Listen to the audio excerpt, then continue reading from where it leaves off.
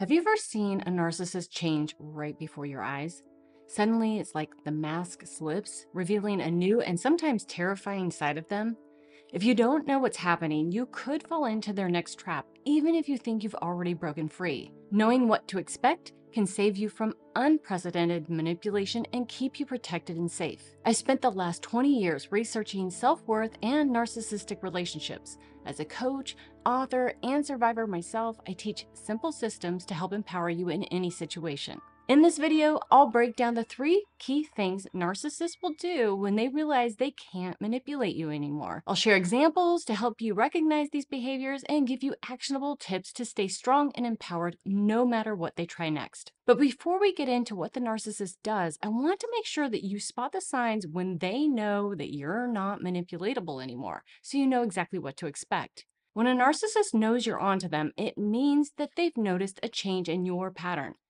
They see that you're no longer willing to give them the same amount of time, attention, or energy. In this context, energy can mean emotional energy, financial energy, enabling energy, anything that helps reinforce the narrative that they have about themselves. They notice if you're no longer playing along with their story, whether it's that of the admired hero or the pitied victim. Somehow, your behavior has changed enough to alert them that you're no longer going to give them what they want. To a narcissist, this is an act of war against the carefully curated image that they present to the world, and they feel extremely threatened by that. So they'll be watching you like a hawk for anything they can use against you, if it's something you say or something you do. So just be aware that the minute you start to heal, or communicate boundaries, or change your behavior, even if it's a subtle pushback against their manipulation, it's the minute that they're going to switch tactics to deal with this new threat. Don't underestimate this. A narcissist would rather see your life ruined at their own expense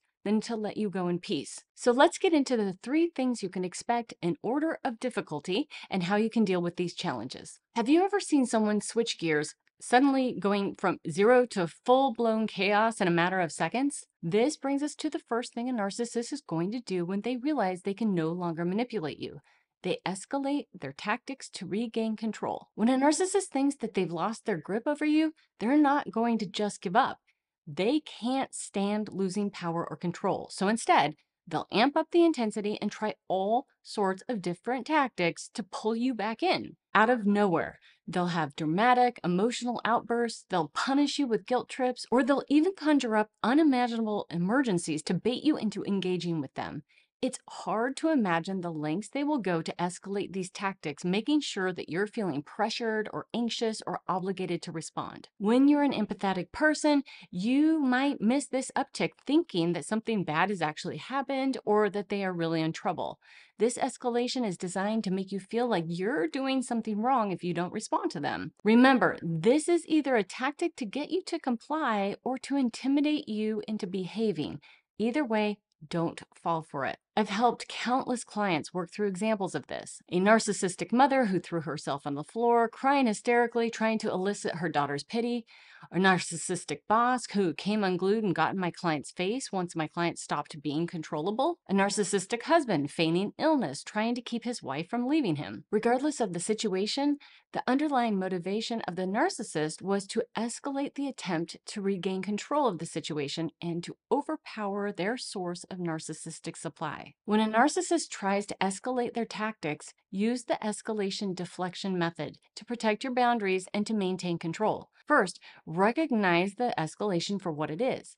It's like a toddler, sometimes a very dangerous toddler, throwing a tantrum. Remind yourself that this heightened behavior is not genuine. It's merely a strategy they're using to manipulate you. Tell yourself, this is an act. It's meant to manipulate me. And next, focus on staying emotionally detached. When they try to get a reaction out of you, do whatever you can to quickly remove yourself from the conversation or the situation. Walk out of the room, hang up the phone, put your notifications on Do Not Disturb, and do not reply to texts. Disengage completely from any part of the tantrum. Don't try to talk them down or to stabilize their emotions. Remember, they want your attention and emotional energy. So keep your power by refusing to give it to them. The second thing a narcissist does when they can't manipulate you anymore is they'll play victim to regain your sympathy. They know that you're a caring and decent person, so when they feel you slipping from their control, they'll try to portray themselves as a helpless victim. You'll hear stories about how everyone's against them, or how life is so unfair, or how they're so misunderstood. And the goal here is to make you feel guilty or responsible for their emotional state, pushing you to re-engage out of sympathy or pity. What's really happening, though, is that they're trying to manipulate your kindness, hoping that you're going to drop your boundaries and come to the rescue. Narcissists know that you're different from them. They are fragile and shallow, and they don't think like you, and they don't care about anyone but themselves. What they want is to use you, and they'll try to push the victim button to see if they can elicit sympathy and pity from you. Your attention and energy sustains them. They know that you don't want others to suffer, and they count on this to regain control over you. It's hard to imagine how calculated and cruel they're willing to be. My clients have shared horrifically manipulative, fabricated stories over the years. Lies the narcissist told them about having cancer or going bankrupt or losing their job or being evicted. And even though my clients knew these stories were meant to coerce them, they could barely withstand their feelings of guilt and obligation, because who does that? When you're in a situation where a narcissist might be playing the victim to regain your sympathy, use the victimhood deflection method. This method empowers you to maintain boundaries when they start to share stories of how life is unfair, or how everyone's against them, or how they're misunderstood. So first, recognize this tactic for what it is, a ploy to weaponize your kindness so that they can remain in power. If you're not sure, check both options. Ask yourself, how would you handle this if you were sure that this was a ploy? And then ask yourself how you'd handle this if you knew for sure their victimhood was merited. Sometimes just seeing it from both sides without immediately reacting will help you clarify how involved you want to be. If it's a ploy, don't fall for it. Say something like, "I'm not able to help with that." If it's the truth, do what feels right without blurring your boundaries. You can ask them to articulate exactly the type of help they need, and then determine if you're willing to offer that assistance. If you'd like a copy of the tools I share, sign up below and you'll get a new 3-minute empowerment plan every week. This brings us to the third thing, and one of the hardest and most damaging things to deal with when a narcissist knows that they can no longer manipulate you. They'll start a smear campaign to damage your reputation. When a narcissist realizes they've lost control over you, they often retaliate by going for full-on character assassination. Once they realize that you're beyond their control, their only option is to control anyone with access to you. They'll spread rumors, twist the truth, or make you look like the villain. And they won't do this alone. They'll employ flying monkeys, just like in The Wizard of Oz, to go out and do the dirty work. The flying monkeys might be your family members, your coworkers, or even your own children. And the goal is always the same: to exile you, to punish you, and to make sure that no one believes you.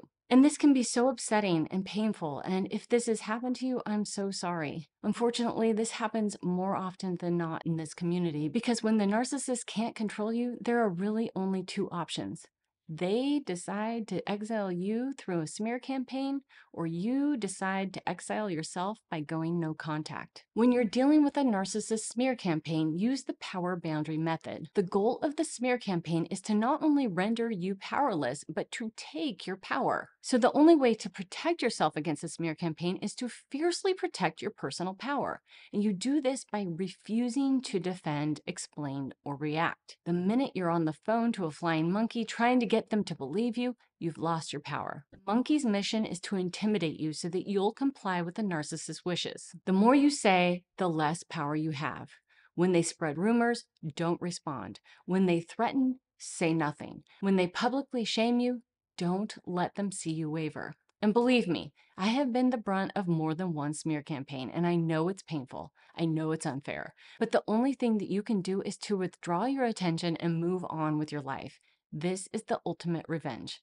Knowing what to expect is your first line of defense. But now that you've learned what happens after the narcissist knows you know, you need to learn a few magic phrases to not only end manipulation, but to actively keep narcissists away. So click this video next to learn 7 phrases that narcissists hate, why they work, and how to use them in any situation.